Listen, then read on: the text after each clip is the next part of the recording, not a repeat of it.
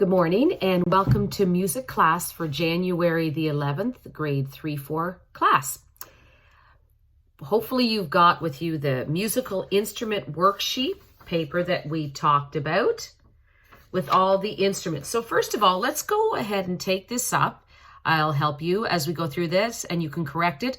And then we can go ahead and group them into families. I know I gave suggestions of colors that you could use for family grouping. It was sort of up to you, whatever you wanted to do with that, okay? Color-wise, but we will go into their groups of families depending on which instruments they are. Okay, so let's start. Let's start up here at the top, okay? And then we'll go down this side and all the way around. So we're going to start up here, then the piano, and so on, so down. So number 2 across is maracas. All right, now we'll go back through and talk about the family of instruments after, but that's maracas, little shakers, okay? All right, so if you put maracas into a cross, you have it correct. The spellings were all down there for you as well. Okay, number 10 down, and this one I think you would all know because I'm sure you've seen not necessarily this style of piano because that's called a grand piano. Some of them look differently. The one at the sanctuary where we do our lessons is actually called an electric piano, but a piano. So number 10 down is piano. Underneath that is number 7 down. And number 7 is tambourine. All right. So that's number 7 down, tambourine. Underneath that is one maybe some of you have seen. It's called, number 6 down is called the accordion. Now, sometimes people would call this instrument, I remember my father-in-law had one at his house, and they used to call it the squeeze box. It looked like it has a keyboard, but it pushes in and out and creates air. And I'm telling you this right now, so you'll have a better understanding which family it fits into, but it takes air as they squeeze it. Okay, then down right now along the bottom here, number 5 down is the guitar. And I know you've seen those. Some of you probably play them. You have them in your home. I know there's some in the sanctuary where we have our music lesson. Okay, the next one beside that, number 4 down, is called a xylophone. A xylophone. Is it interesting to see the word phone in that as an instrument? Phone. A number of instruments have the word phone in them. So you have a phone that you listen to and talk to, but it actually originates from the idea of music or sound transferring. All right, phone. Let's go around up to the top now to this one. Number 3 down is the violin. Now, the violin can come in different sizes and it can get bigger and look like a cello or a bass or a viola.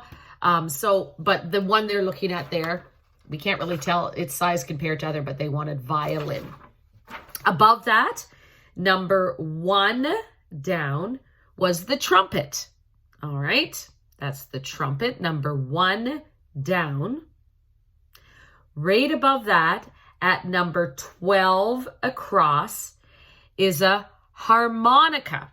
Interesting in that word, harmon, it comes from the word harmony that makes sounds that are nicely coordinated together, harmony. They complement one another. So that's a harmonica. My husband's grandfather used to have a harmonica, and some of them have 2 layers, 3 layers. They can come in different sizes. This looks like quite a small one. All right, but a lot of people played the harmonica many years ago. They're not as popular now. Number 11 across. That's pretty easy. That's the drum at number 11 across. All right. And then at the top of our word chart there, our puzzle, is an instrument we call the harp.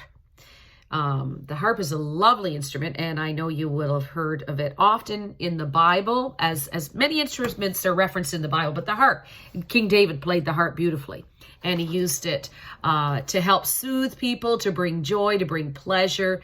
That's the harp.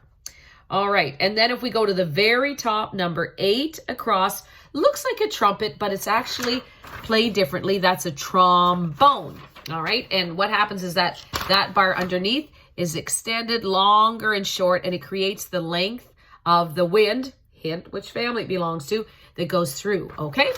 Now, let's go through and grab a marker. I gave you options for colors. I'm going to start with the wind family instruments, okay?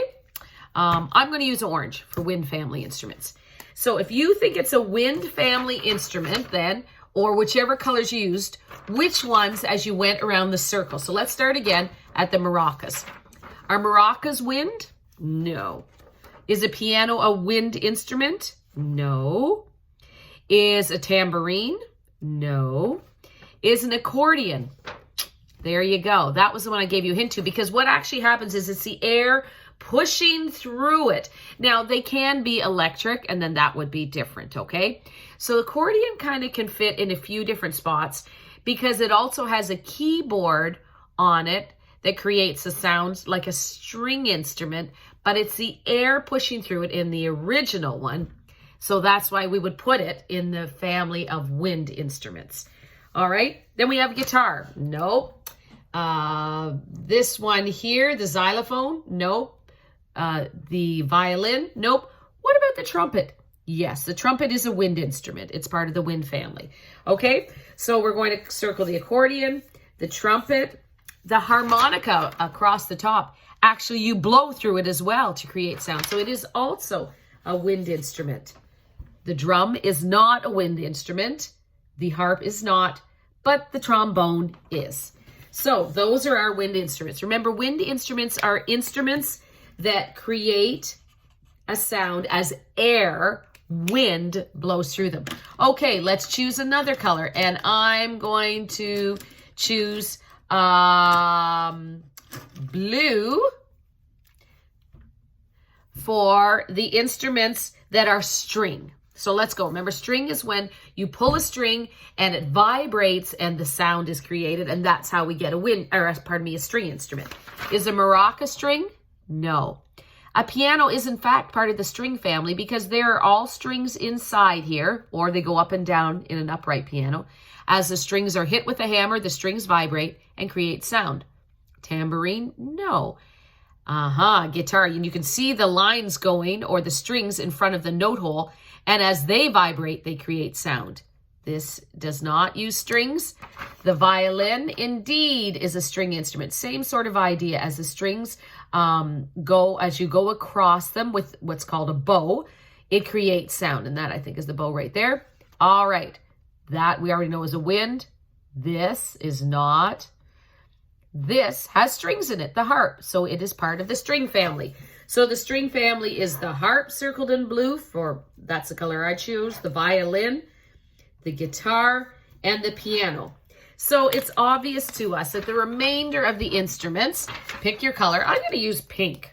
I know I gave you different options last time, but these are the ones I have here. So I'm going to use pink for finishing off my instruments that are part of the percussion family. Percussion is when you have to strike something, hit something, shake something, and it gives a response, okay? So the maracas, part of the percussion. The drums, part of the percussion. If we go down here, the xylophone, you actually have to hit it with that little mallet thing there. It has a soft felt end to it. It creates a sound. And the tambourine. Those are all the parts of the percussion family. So if you got those all divided, great for you. Excellent, okay? Good job on that. Now, I want you to take the next sheet that I gave you, and I'm going to tell you how to do this. As we get ready to learn to play on an instrument, we need to review or introduce for some of you the musical staff. And that staff is 5 lines. Well, automatically when you make 5 lines, you've created 4 spaces. When we go to read notes, those notes are either going to be written where they have lines through them, or they're going to be written inside spaces. This is a musical language, a worldwide, all over the world, all music is written on a staff. So what I want you to do is to go to the bottom here, and you'll notice this whole staff here with boxes underneath. All I simply want you to do is to identify these notes if they have a line through them or a space. If they sit with a line through them, put the letter L. If they sit inside a space, put the letter S. So simply go along this last line and identify notes that are lines and spaces. Our next lesson, we're actually going to begin to identify what those notes are that are in lines and spaces. But the first thing we want to do is to be able to quickly recognize whether notes sit in lines or spaces. So just fill this out, L or S, depending if it's a line note. For instance, that would have a letter L. Under this one would have a letter S. This one would have a letter S because they sit in lines or spaces. So we'll take that up next week together. Have a great week. We will see you again on Friday. Bye-bye.